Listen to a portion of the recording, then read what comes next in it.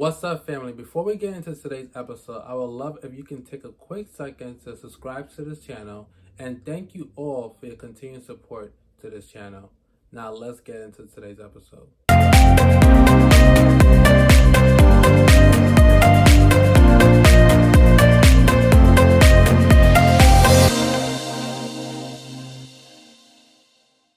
Hello, and welcome back to another episode of Welcome to Christ Show, a show where we inspire the masses to become financially free while building God's kingdom. On the show today, we have Miss Jenifer and Mark Felan, who are the co-founder of the Sweat Shack, a physical wellness that offer natural infrared heat and sauna services. They have passion for providing holistic healing experience and have built a successful business that promotes the overall well-being. In this episode, we'll be discussing their success and as co-founders of the Sweat Shack. So thank you for being here, Mark and Jenifer. Thanks for having us. It's great to be on with you. Thank you so much. To start this conversation, I want to ask, how are you guys doing today?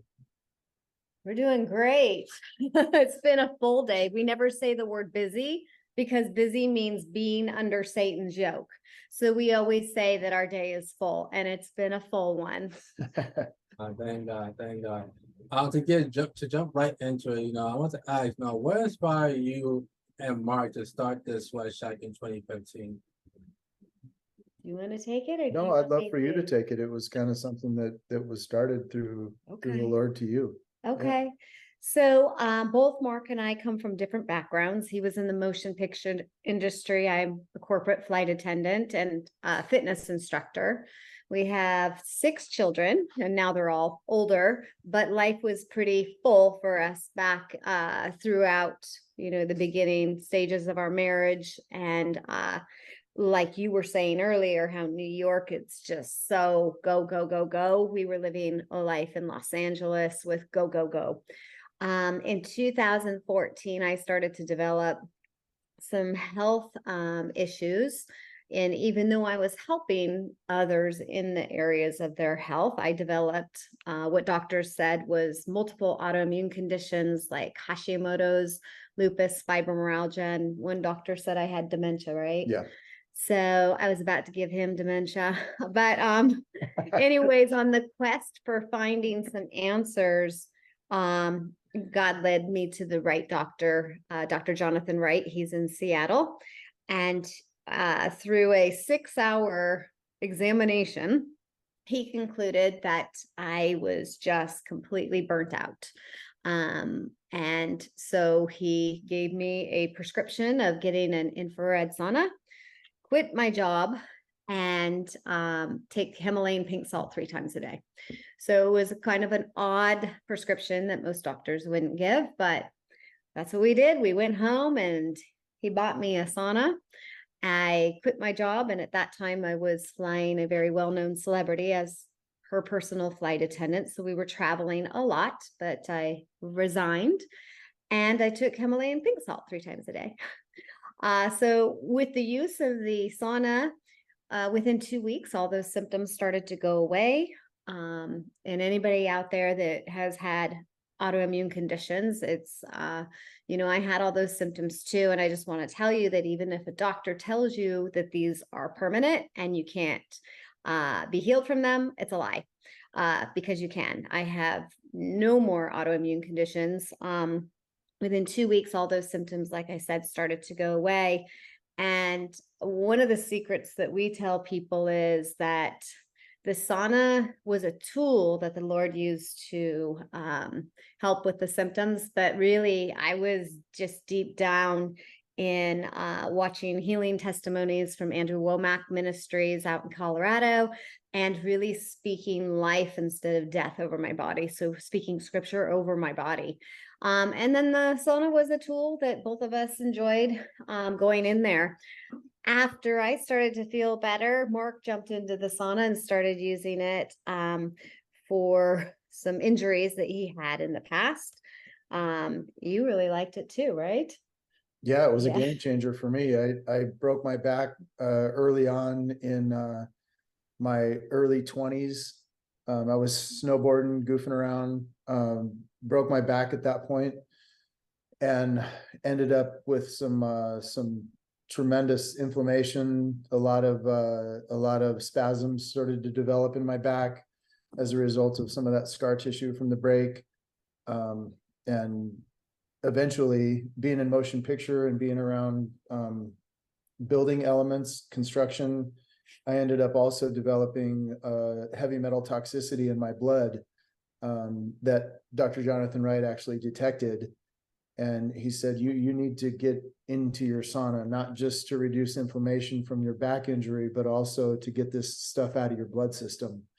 So that's when it really kind of started to become a focal point for me. And I started to, like, I was wondering, man, why is my energy so low? Why do I feel so tanked? And why, what's going on? I'm still fairly young, trying to figure this out. So anyway, it was a game changer for me as well. So about a month or so into this, the Lord had literally given me a dream at night that we needed to bring our first sauna boutique to the community out there in our hometown that we were living in. And he gave me the name, which was at that time Organic Sweat Shack.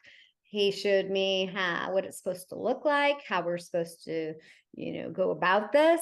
And so I shared it with Mark, and he said, if God said, do it, do it. So I gave him the vision and he built it. And about 8 weeks later, we were open and running and serving between 50 and 60 guests per day. Wow. That's amazing testimony for both of you guys. And as you guys are both speaking, I guess when I hear saunas, the infrared heat services you guys provide, people often do this when they go on vacation or, if they were rather wealthy, people usually get into those different types of services. I guess my first question to talk about what's some benefits of, taking part in a sauna, get into the sauna on a weekly basis, or how often you would need to get in a heat infrared service done to your body. Like, what's some benefits of those services? Yeah, that's a great question. And I think that, because we're serving, like I said, between 50 and 60 guests per day, about 80% to 90% of those people coming into our boutiques have some sort of autoimmune condition or inflammation in the body.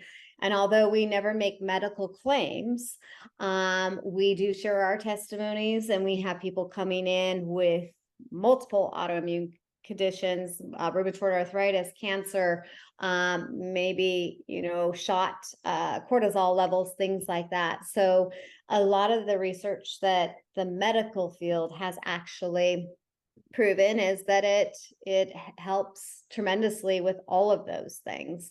And the nice part is that we don't have to make those medical claims, because doctors like Dr. Rhonda Patrick or Huberman and many others are speaking on our behalf. Now in Europe and Asia or Finland and those places, sauna has been around for centuries. It's in America that we reach for a pill or a potion or a quick fix. And we really don't have to. God's given us everything that we need with heat. And then we haven't even talked about cold yet, but we'll get there. And the effects that it has on the body. That's really good. And I want to add, you mentioned like the doctors that, they're out there speaking, and oftentimes when people have these autoimmune diseases, usually prescription of drugs, different type of drugs, what made you guys want to get a second option, instead of just going with the first option of doctors that you were recommended to you guys? What made you guys get the second option? So I also am an organic health practitioner. I think I mentioned that I was helping other people in their body. So even though I was helping other people with nutrition and always taking a holistic approach to the body, I got sick. And I got sick because of the high intensity lifestyle I was leading. So I wasn't about to either take, what do they prescribe? So many different either antidepressant or anti-dizzy or just the gamut of prescription drugs. And we just knew that is not what's going to, go to the root of the issue. So we just didn't even think about going that route. And one of the biggest elements for me, and I was so glad to know that, Jenny got into understanding what it means to be an organic health practitioner, just trying to look at alternative ways of how you can really get your body to start to heal itself because of the elements that you're putting in your body, your sleep, all the things that doctors will tend to pass over in Western medicine. And again, we're not doctors. But my own experience, I lost my dad when I was 20 years old. He was 57. So that was a pretty big loss. And it was as a result of his first heart attack at 47 years old. Then doctors give him, high blood pressure medication. Then they give him hypertension medication. Then they give him diabetes medication. Then they're giving him high cholesterol medication. So for 12 years, from heart attack 1 to cancer in his one good kidney, and it's completely polluted from all the pharmaceuticals that are being pumped into it, his heart gave out and he passed away early, like way too early. He was not even 60 years old yet. So that's a big, huge reason for me to be able to be a voice for people so that they understand that there are other ways of caring for yourself and making sure that you're crossing your T's and dotting your I's holistically related to your health. That's hugely important to me. And just seeing Jenny go through some of the things that she had gone through and see her, strive through it and make it through, man, that's huge testimony, and myself is included. So it's pretty exciting that God gave us a business model that we're really passionate about and that we could give hope to the communities. That's what really feeds our day. That's really powerful. And sorry for your loss of your father at such a young age.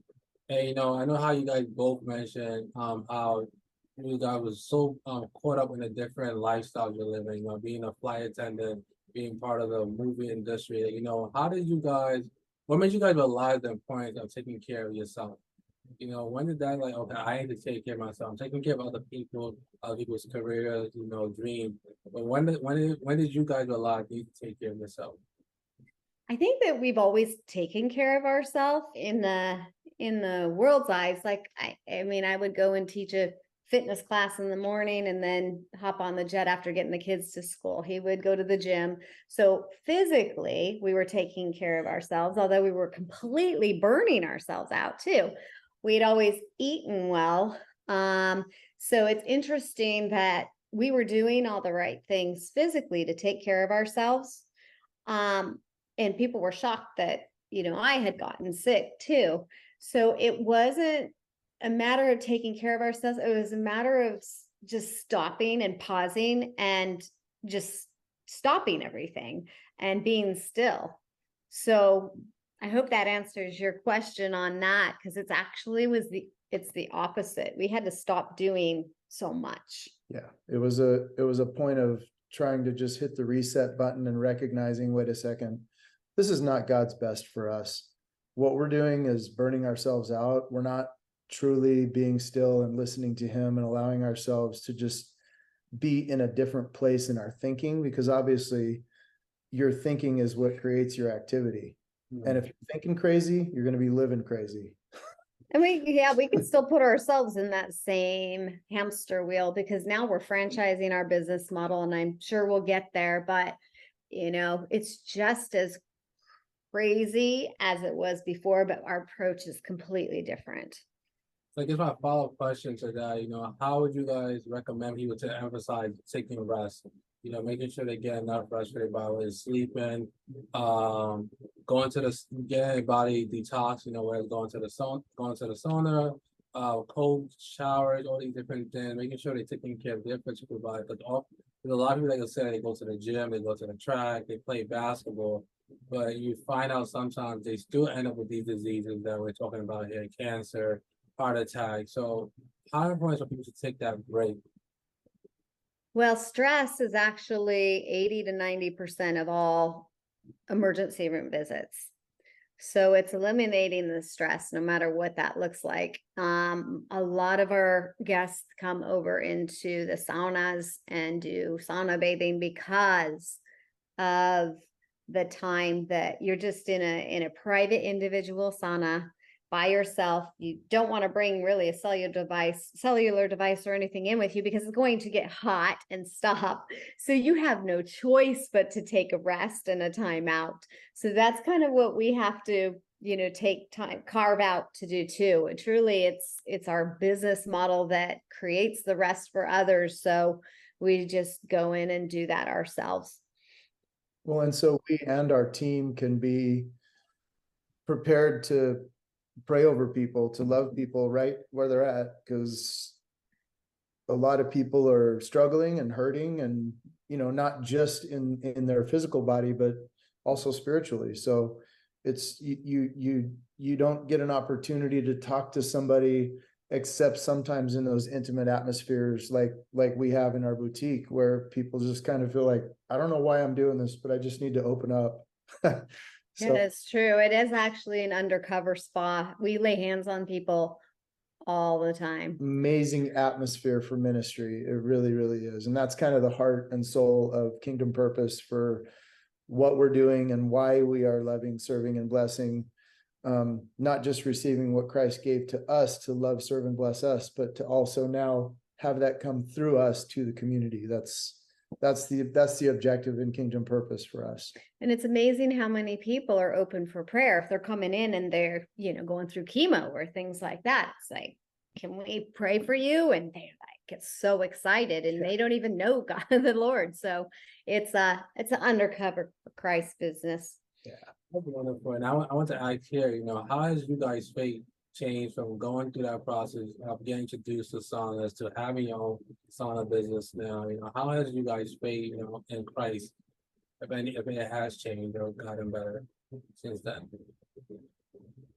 For us, I believe it's developed a lot in that when we first got into it, because of her profession, being a corporate flight attendant and being so self-sufficient when it came to kind of the talents that God gave her to serve people and to kind of have that servant type attitude in the airplanes, myself being a builder and kind of learning how to build and learning that there's nothing I can't build, and just kind of having that attitude. I sort of, when you look at the pride of life, when you see like, I can handle this. And it wasn't that we were trying to handle it without Christ, but we're just saying, Lord, thank you so much for the tools that you gave us, for the talent that you gave us, but we can handle it from here now because you gave us these gifts and we're just going to go and blow and get it done.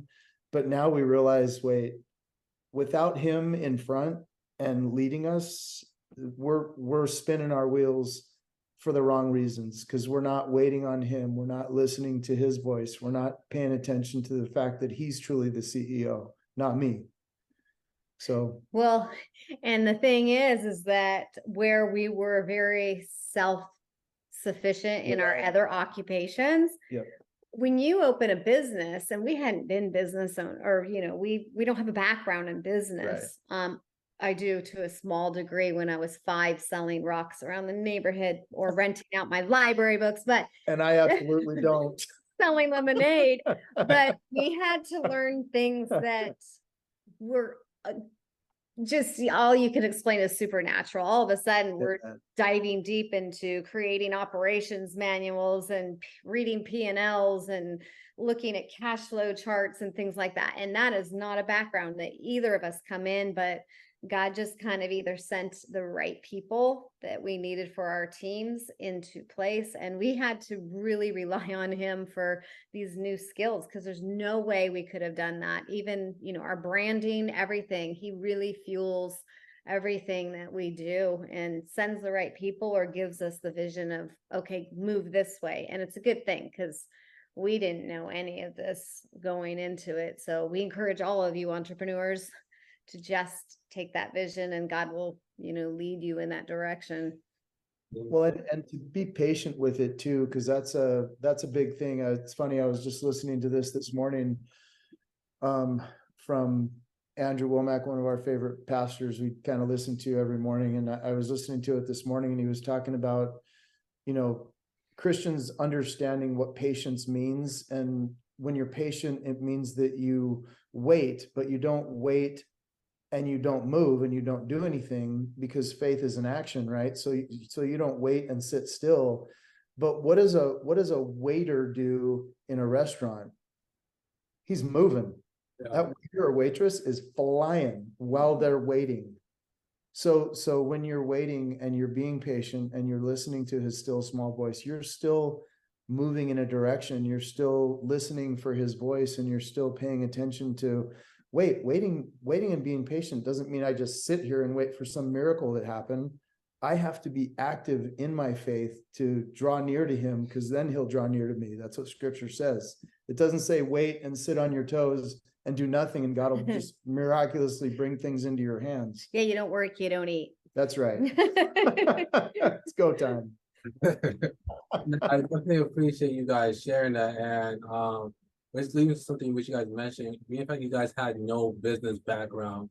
I want to ask you, Mark. When she brought Jenifer Butcher's idea of starting a business, what was your first thought and initial thought process on how you're gonna get this business? In fact, you guys did it in 8 weeks. Yeah. Well, after Mark built it, or during the time where he was building everything, I was on the back end trying to figure out, everything on the operations side and how to create some sort of a system of how this was going to work. And then for marketing, it was just this. I taught fitness classes in the area, and I had about 60 women in those classes. So I just told them all about what we're going to open up, and everybody gets to come for free to try it. And everybody came on the opening day to try it. And so, what it looked like physically, it was completely exhausting. We were open 6 days a week back then. Now those locations are actually open 7, because Sunday is the most popular day of the week in the California locations. But what it looked like is me going there first thing in the morning, all the way up to about 5 o'clock. Mark would get home from work because he still kept his job in motion picture.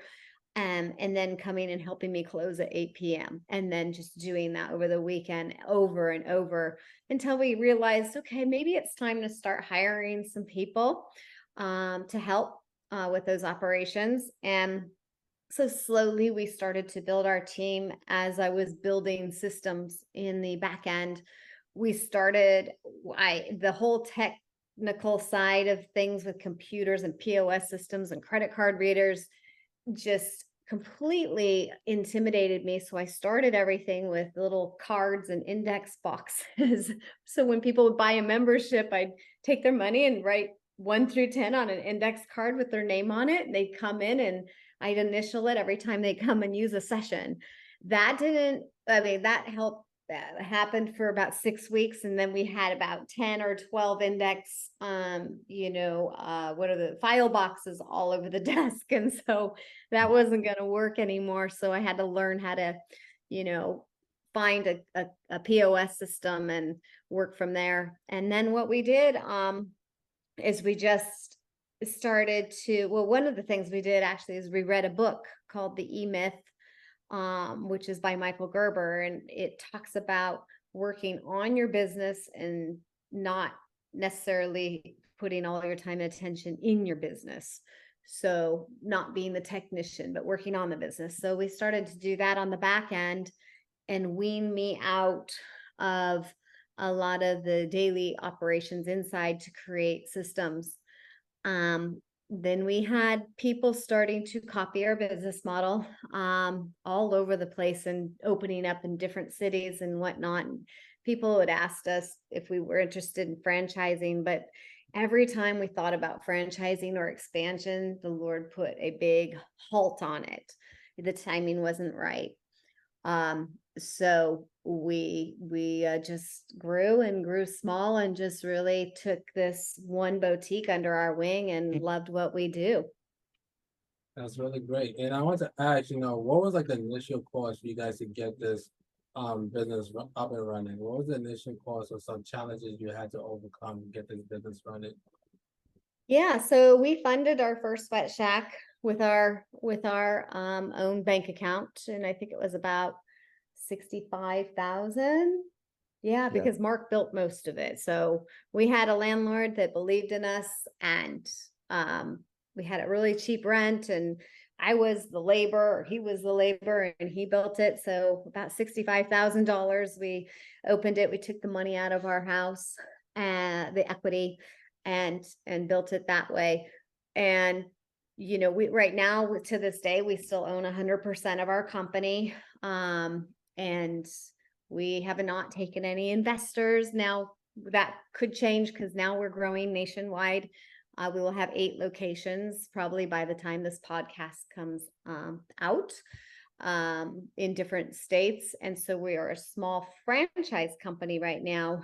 We just launched as a franchise opportunity, and now being able to duplicate into many different communities. Wow.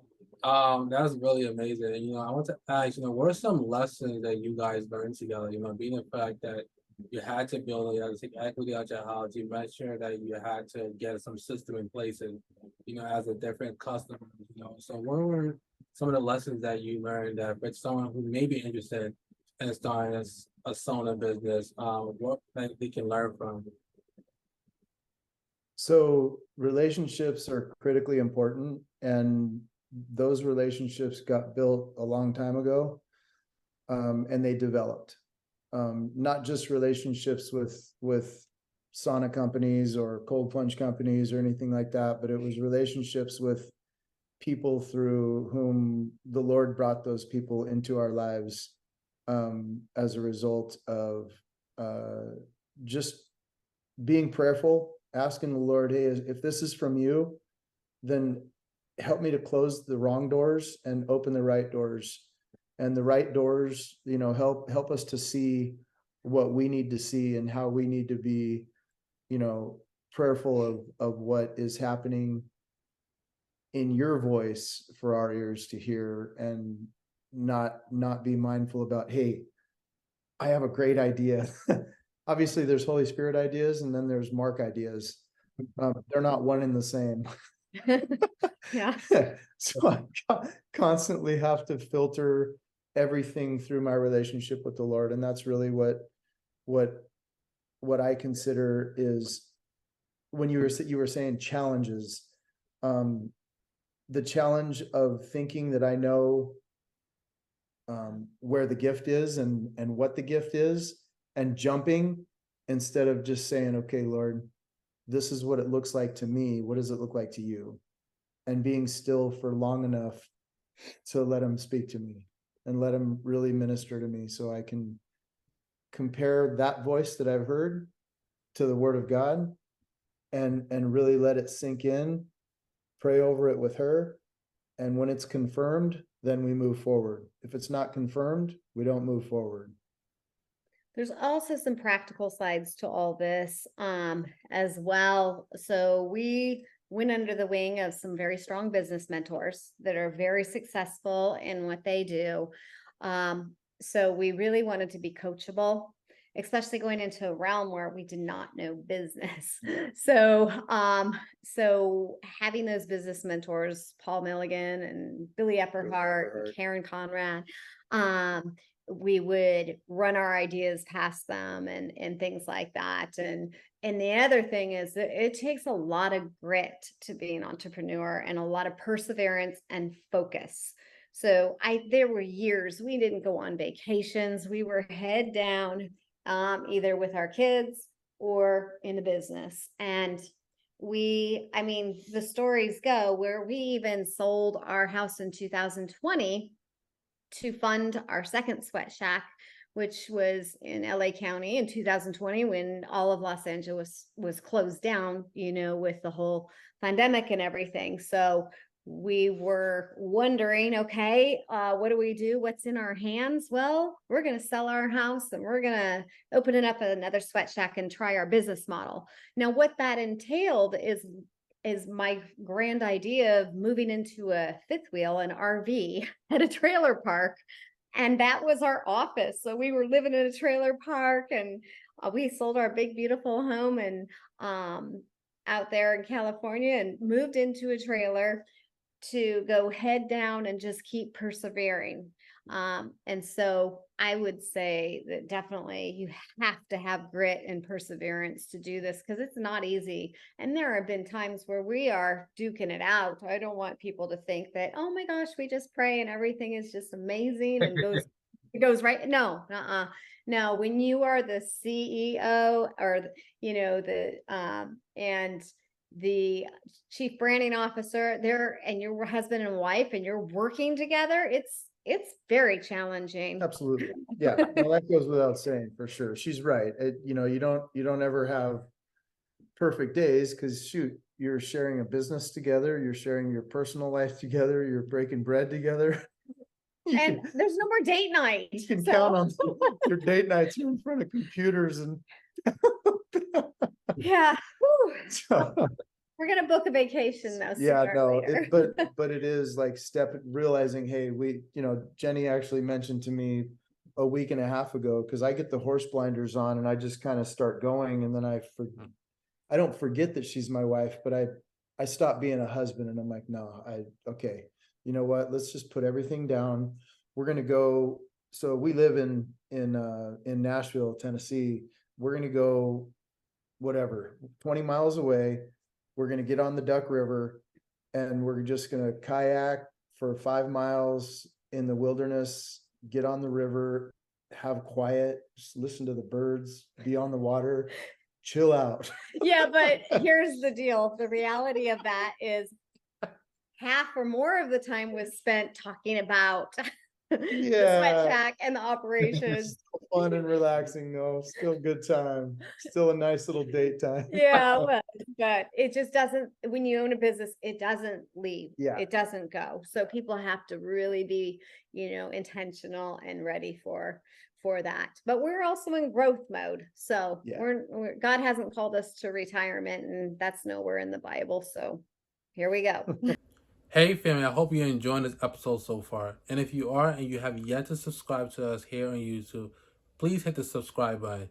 And also, if you're listening to us on Apple Podcasts and you have yet to leave us a 5-star review, please do so. Now back to the episode. I want to definitely ask on that. That's something I had a question for the jump. How do your relationship, that dynamic relationship change, meaning the fact that you guys have been going, how do you guys make sure you keep business as business and your marriage separate? But oftentimes, I can just imagine it can be very difficult to create that fine line. So how do you guys make sure that you guys don't cross those lines together and can still be a husband to each other, be a wife to each other without mixing up a business? One of those things that it was a challenge in the beginning is each of us had to figure out our roles because, I had done most of the operations in the sweat shack while he was working motion picture. Now he's not in motion picture anymore. Now we're able to work on our business full time together. So, but because I was used to playing all those roles, it was a challenge in the beginning to relinquish some of the roles, not because Mark couldn't play those roles, he could, but it was like, wait a second, how do I now take what I've learned and explain this patiently? So it was a change in the beginning, but now we pretty much have defined, okay, these are the things that your gifts and talents lie. Your gifts and talents lie. You kick? Nope. Oh, I thought you were kicking me. No, just We just focus on those and really listen to each other. And then we have to move our desks every once in a while. I'll go in one place, he goes in another place because, there has to be some separation time in that so each of us can focus on the projects that we're trying to accomplish. That's good. That's good. And I want to ask, you mentioned that in regards to pricing a membership, package, I want to ask, how did you go about, structuring the packages, structuring the membership to the different locations you guys have? Yeah, we just learned a lot of research. the Lord's really given me a very creative mind. So we always knew we wanted to do business differently. So even everything from the name of, we have one of our sessions called the Kuma experience. Kuma means hot in Finland. And so we trademarked that, and other, aspects of our company, we've really lined up or set up so we can stand out. And I'm telling you, the Lord just feeds us all of these creative ideas, and we're kind of really smart that way, but not our smart. But we really, really rely on the Lord to show us these things, how much to charge. I mean, every single small decision, we really talk to him about. And when we don't, it's usually turns out to be a flop. So yeah, it's trial and error as well, but you just pick yourself up and you just go again. Well, and kind of one of the obvious things is, if I came across this business model in another state and I'd never seen it before, what would draw me into the door, and then what would make me pay for the service? If I was interested in it, how does a consumer see things? So, you kind of try to figure out, how is the consumer hearing what we're giving them? How are they seeing what we're giving them? What are the things that are kind of drawing them in? And then, like she said, it's trial and error, and just what the Lord lays on our heart, we pull the trigger and do it. That's really great. And that is another question I had. But the question I had for you, because you mentioned that you're about to have 8 sauna service around the country. How did you guys go from one where you're taking money out, equity out your house, to selling your house, to having 2, to now almost having 8? Like, what was something that you guys did, to make that quick jump to go from 2 to 8? We created a duplicatable system to grow into our second shack, and then we did again for the third, and then launched as a franchise model. And it's just how we learned franchising is a whole different animal than just owning, mom and pop stores. It's more of an administration role, and that's what our business mentors had told us. But we have some great friends, and they own a concept called Clean Juice, and Cat and Landon are friends of ours, and they took us under their wing and taught us about franchising. So it's just step by step and a lot of preparation. We wanted to make sure that we had all of our things in place to be able to scale responsibly, and to have the support for our franchise partners. Yeah, so to kind of piggyback that, or to put it into my language, so maybe it'll be a little easier to hear. Think of this in terms of a builder. Have you ever seen a house get built? Yeah. So first of all, there's kind of some dirt moving around, and you don't really know what they're going to do. All of a sudden they start building, and it seems like it takes forever from the first point of scraping the dirt to when the first wall goes up. Yeah. The reason why is because all of that time has been spent on surveying. It's been spent on engineering the soil, looking at all the elements to holding up that foundation, and then pouring the foundation and giving that foundation structure. So it was all about literally building the infrastructure of the business before we could actually get it off the runway and get it flying. Once you get it off the run, it's just getting it off the runway, man. That's a long run, because it's all about building the infrastructure. And once the infrastructure is there, you get a little jetway behind it, and you're in the air, and all of a sudden, man, you got 8 stores, and you're like, where did they come from? But it was like preparing yourself and making sure that we're ready for this, because the last thing we wanted to do is like grow fast and then explode on ourselves because we didn't have any of the infrastructure built to hold up what we just launched. So I think also being servant leaders is huge and important. We can go into any of our stores, and grab a mop and start mopping or refresh a sauna after, one of our guests, and really encouraging and building up our team members. So our teams are really the heartbeat of our business, corporately and as well in all of our boutiques.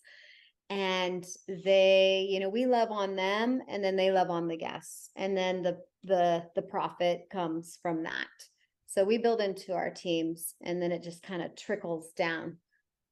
That's really wonderful. And I want to ask, what are the different services that you guys offer at the different boutiques? If you can elaborate on the different services you guys have.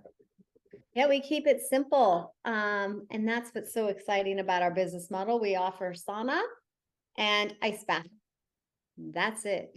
I mean, occasionally we'll sell a few candles or things that go along with the sauna service, but we keep it really simple, inventory very low, and just offer an experience for our guests to go in the sauna for 35 minutes and then finish it off with an ice bath for about 7 to 10 minutes.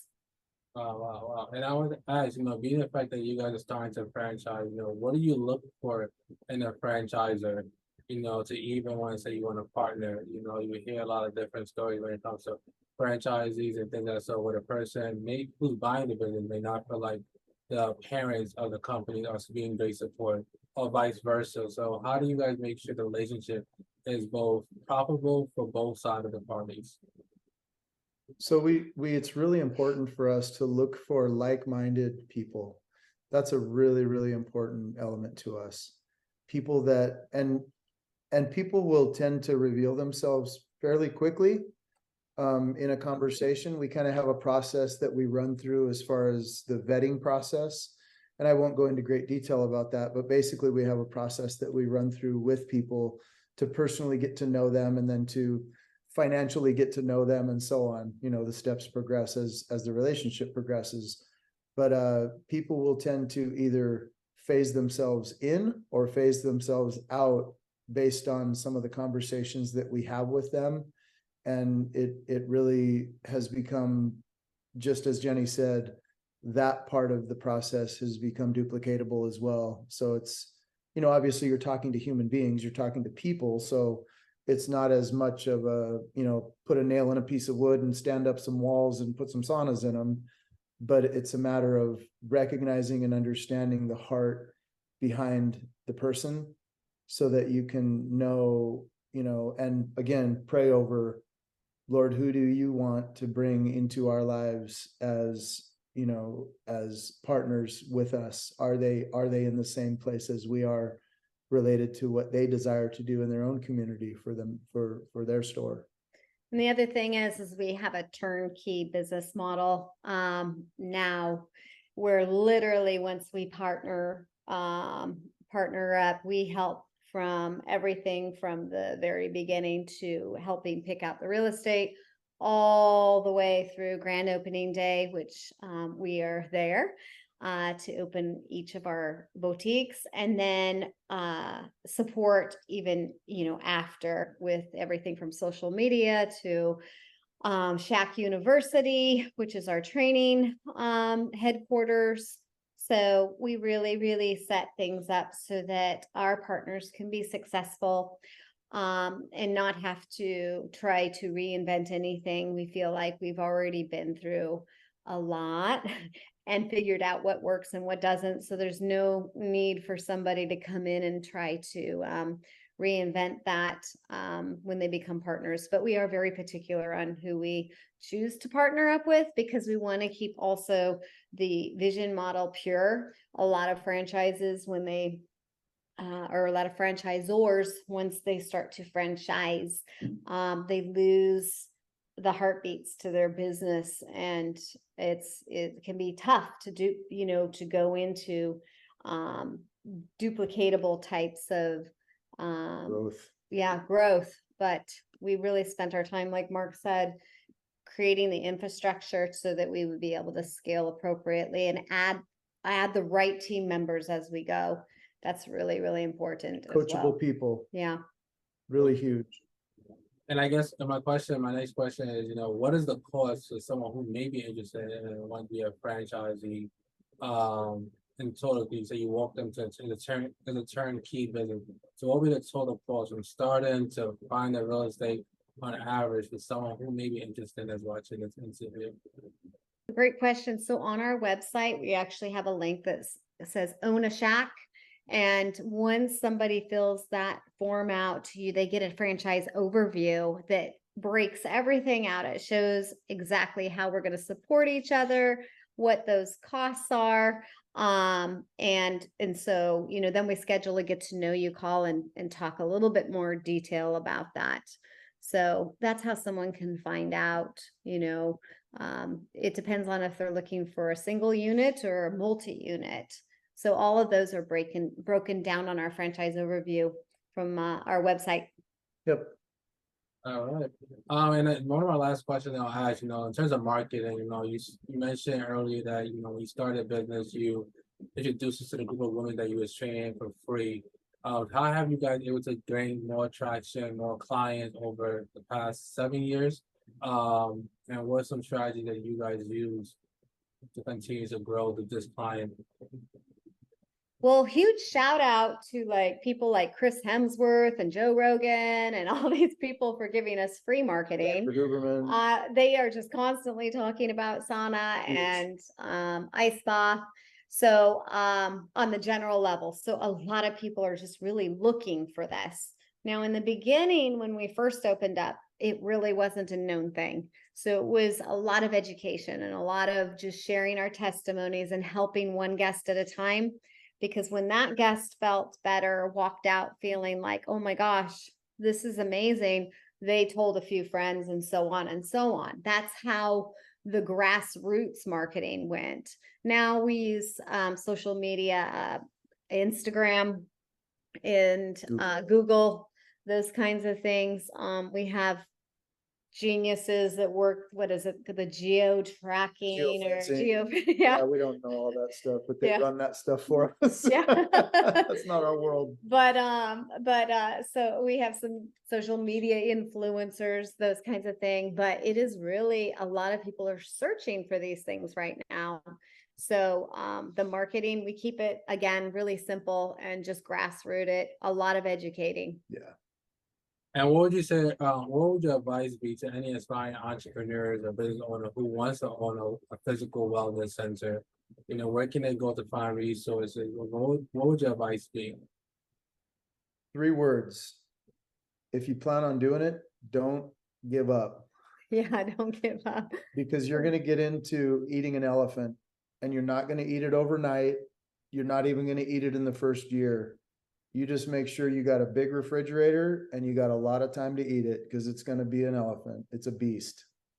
And then as far as some practical resources that we've used, we listen to a lot of podcasts from very successful entrepreneurs. One of our favorites is How I Built This with Guy Raz. He will be on a show someday. So Guy, if you're listening to this, we will be on your show sharing our success story from trailer park to, I don't know if we want to live in a mansion, but so a lot of podcasts. Wealth Builders is a nonprofit organization we belong to as well. We're constantly educating ourselves, so we pay to go to different conferences. We are very coachable with our spiritual mentors, our finance mentors, and then if there's something that we don't know, we pray about Kairos moments. We do believe in divine appointments and networks. So we do those. We do a lot of reading. King Solomon has a lot to say on all of this, just an FYI. So that's pillars of wisdom through Proverbs. There is absolute meat and potatoes in the Word of God. I'm telling you, that's no joke. If you want to know how to do business, know how to live your life, know how to have a successful marriage, know how to do anything with any value, be in the Word, have a relationship with the Lord. His presence creates power, and that power brings purpose. That's it in a nutshell. That's it. I definitely like that. And to wrap this up, I want to ask this question, what's you guys plan in the future for this business? I know you mentioned, Jennifer, that retirement is not in the picture yet for you guys. So what is you guys plan for the next 5 to 10 years for this business? So right now we've got 3 grandbabies and another 4 on the way. So we're trying to build a family legacy. Now, as it stands right now, we don't know if any of our kids are wanting to be a part of the Sweat Shack. In fact, a few of them have told us, "Oh no, that's way too much work." That's a lot of work. You guys work a lot. Because they really, really were in it while we were building it. Now it's all built and we're like, you guys don't want to be a part of it. They're like, oh, it's way too much work. So we'll see about that. But it's just God hasn't shown us that yet. He's just kind of showing us day by day. And week by week. So we fill up our calendar with what we're supposed to do. But as far as the end journey, he hasn't shown us. So all we know is we are supposed to grow. We're supposed to take this sauna boutique in communities across the nation. We've already been approached to go international. So I don't know. I mean, we never want to limit God. So we're just leaving that open since we don't know. We haven't been given that clear objective on that. Yeah, scripture talks about many are the plans of a man, but the Lord directs your path, directs your steps. So yeah, we can have a 5-year plan, a 10-year plan of 100 stores or 200 stores, and that's great and that's wonderful, and we're not opposed to that. But ultimately, we really truly want to just build steady and build according to the Lord's plan and his purpose for us. And we want to build with good people. We really do. That's hugely important to us. And shoot, I think, again, it goes back to that foundation. You build with a good team right out of the gate, your first 20, 25, 30 franchisees that are just solid people. What are you going to build beyond that? You're just going to continue to build more relationships with more solid people. And, that's the way I see it. We're just going to keep our hearts open, our ears open, our eyes open, and just be ready for what the Lord has for us. I want to say thank you very much, Jennifer and Mark, for sharing your story and welcoming to the show today. For those who are listening, I hope you guys don't see as another guest who's sharing their story. I hope it inspires you to go and do something great for God. And if you guys are looking for a community of Christians who are working toward becoming financially free, look no further and join the Pray Invest group, and see you guys next week. And thank you again, Jennifer and Mark. Thanks for having us. Thanks, That was brother. a pleasure. Sure appreciate it. It was a great time talking to you.